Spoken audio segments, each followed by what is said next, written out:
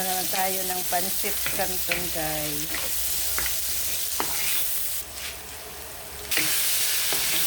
Yan, konting baboy, kaunting manok.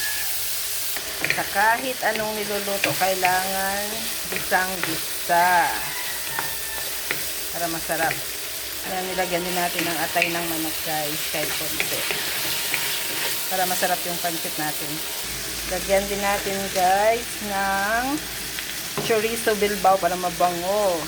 Favorite na namin yung pancit, kaya sa ulado na namin kahit nakapikit lutuin. Next is the carrots and bagu beans.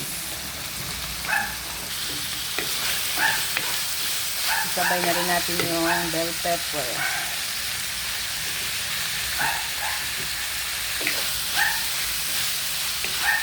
Sarap.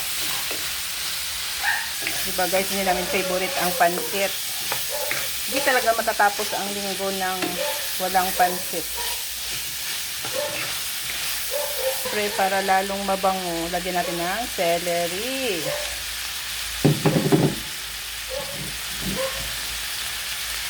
Dati guys, ang nilalagay namin ay kinchay. Pero nung natikman namin yung celery, ay mas masarap pala siya eh. Kaya celery na lang. Kaya luto na yung mga gulay niya. Lagay na natin yung cabbage.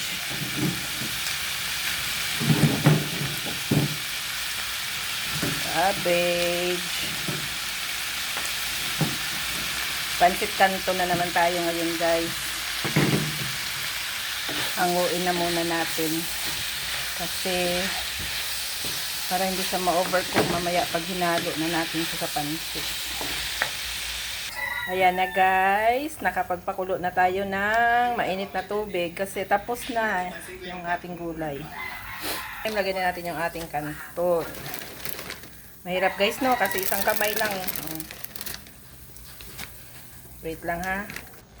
Yan na siya guys. Di ba parang walang toyo. Pero malasa kasi yung gulay natin tsaka yung nakatimpla na yan. Yan, lagyan na natin ng gulay. Ano to? Kanton lang. Kanton, konting kanton na maraming gulay.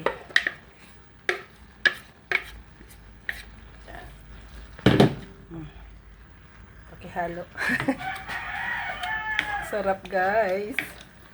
Nakakatakam, nakakatakam. Nagda-dry pa to eh. Oo nga. Solve na naman ang mga tiyan. Dinner na. Diet namin to. Kamusta? Ay, sarap! Thank you guys for watching. Lagyan ka ng gulay. Luto na ang aming pancit canton. Bye-bye!